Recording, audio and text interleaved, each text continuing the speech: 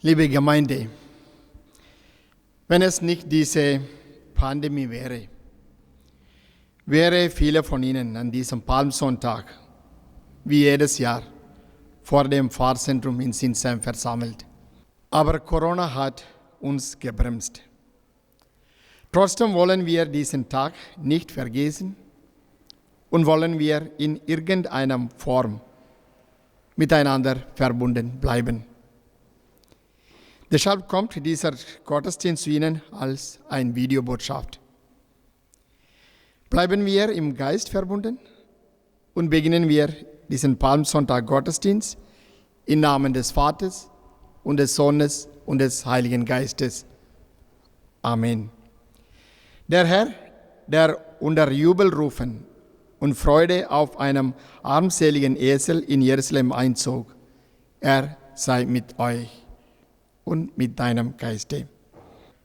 Der Palmsonntag dieses Jahr ist nicht, wie es wir gewohnt sind. Egal in welcher Form dieses Fest gefeiert wird, erinnert es uns auf ein Ereignis, das vor 2000 Jahren in Jerusalem stattgefunden hat. Wie war der Ursprung dieses Festes? Das wollen wir nun von Lukas Evangelium hören. Der Herr sei mit euch und mit deinem Geiste. Aus dem Heiligen Evangelium nach Lukas. Es war einige Tage vor dem Osterfest, als sie in die Nähe von Jerusalem kamen, nach Bethphage und Bethanien am Ölberg, schickte Jesus 2 seiner Jünger voraus. Er sagte zu ihnen: Geht in das Dorf, das vor euch liegt. Gleich wenn ihr hineinkommt, werdet ihr einen jungen Esel angebunden finden, auf dem noch nie ein Mensch gesessen hat. Bindet ihn los und bringt ihn her. Und wenn jemand zu euch sagt: Was tut ihr da? Dann antwortet: Der Herr braucht ihn. Die Jünger brachten den Esel zu Jesus, legten ihre Kleider auf das Tier und er setzte sich darauf. Und viele breiteten ihre Kleider auf der Straße aus, andere rissen auf den Feldern Zweige von den Büschen ab und streuten sie auf den Weg. Die Leute, die vor ihm hergingen und ihm folgten, riefen: Hosanna, gesegnet sei er, der kommt im Namen des Herrn. Hosanna in der Höhe. Evangelium unseres Herrn Jesus Christus. Hallo Katrin, ich sehe dich oft in unserer Kirche und bestimmt hast du auch viele Palmsonntag-Gottesdienste auch mitfeiert. Ja, während in dieser Zeit, die Palmsonntag-Gottesdienst, was bedeutet das für dich? Das Schönste an Palmsonntag war und ist eigentlich immer noch die Palmzweige. Und die grüne Farbe der Palmzweige bedeutet eigentlich für mich Hoffnung. Außerdem fällt der Palmsonntag oft auf den Frühlingsanfang, wo alles in der Natur beginnt zu blühen. Und aus der Natur selber können wir auch die Hoffnung schöpfen, wenn dann alles blüht. Und deshalb bedeutet der Palmsonntag selber für mich auch Hoffnung. Und ich denke, das war auch damals bei den Menschen in Jerusalem so. Die Menschen damals litten zunehmend unter der römischen Herrschaft und waren überfordert von den Schriftgelehrten und von den Priestern. Und als dann Jesus in Jerusalem einzog und sich als einer von ihnen zeigte, war er ihnen sofort sympathisch und sie hofften auf eine Veränderung und zeigten ihm das durch die Palmzweige. Und deshalb bedeuten die Zweige für mich die Hoffnung und die Hoffnung ist immer noch das Symbol, beziehungsweise der Palmzweig ist immer noch das Symbol für die Hoffnung. Ja, danke Katrin, dass du uns diese Botschaft der Hoffnung, Palmzweige sind Symbol für die Hoffnung. Jetzt wollen wir auch diese Palmzweige als ein Symbol der Hoffnung auch zu unserem Haus mitnehmen. Lasset uns beten. Guter Gott, segne diese Palmzweige, die auch Zeichen des Lebens und der Hoffnung, der Freude und der Erlösung sind. Segne aber auch all diejenigen, die diese Zweige in Händen halten. Lass uns Jesus treu bleiben in glücklichen Tagen, aber auch in den dunklen und schweren Stunden unseres Lebens. Darum bitten wir durch Christus, unseren Herrn. Amen.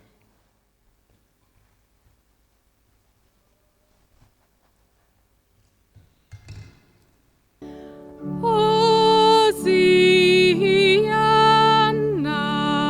Davids Sohn, sei gesegnet deinem Volk. Gründe nun dein ewig Reich. Hosianna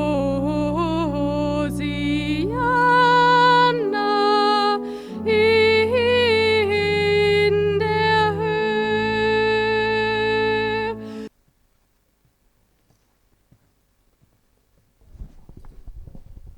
Ja, Juli, du warst einige Jahre als Ministrantin in unserer Kirche gewesen und bestimmt hast du auch einige Palmsonntag-Gottesdienst mitfeiert.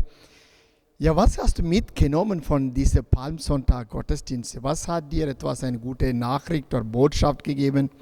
Also mir ist immer besonders positiv aufgefallen, dass Jesus auf einem Esel nach Jerusalem eingeritten ist, weil der Esel war ja immer nur ein gewöhnliches Nutztier und hat keinen besonderen Respekt bekommen. Aber am Palmsonntag war das anders, da hat er Respekt bekommen und alle haben ihn gesehen, weil Jesus ihn auserwählt hat.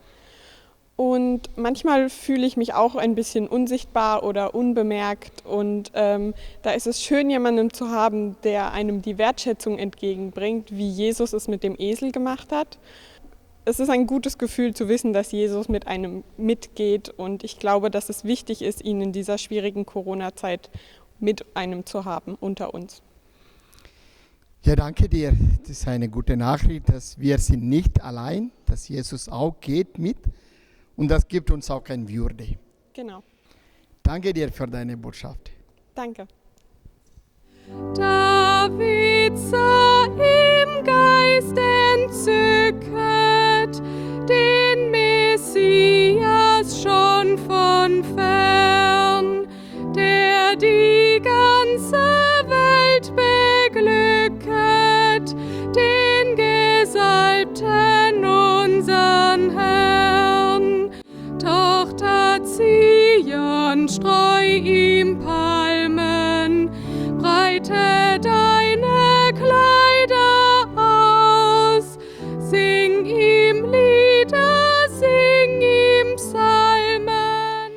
Ja, liebe Gemeinde, Sie haben schon gesehen, dass ich die Palmzeuge zum Kreuz gebracht habe. Palmsonntag beginnt mit Jubel, die Freude und trotzdem sagen wir Karwoche, weil die Karfreitag kommt auch inzwischen.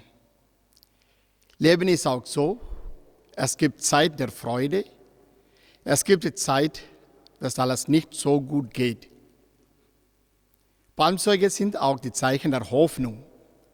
Diese Hoffnung, was wir haben, das haben wir zum Kreuz hingebracht. In diesem Vertrauen, dass wir auch eine Auferstehung erleben dürfen. Dass wir in unserem Leben, auch in der Schwierigkeit, Mut und Kraft haben. Dass wir Hoffnung noch halten dürfen. Bitten wir um Gottes Segen. Bitten wir auch seine Kraft in diesem Gebet, dass wir alle gemeinsam sprechen können. Das Gebet, Vater unser. Sprechen wir das Gebet gemeinsam.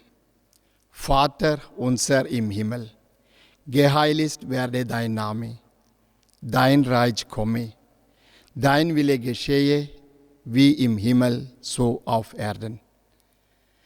Unser tägliches Brot gib uns heute und vergib uns unsere Schuld, wie auch wir vergeben unseren Schuldigen. Und führe uns nicht in Versuchung, sondern erlöse uns von dem Bösen. Denn dein ist das Reich und die Kraft und die Herrlichkeit in Ewigkeit. Amen.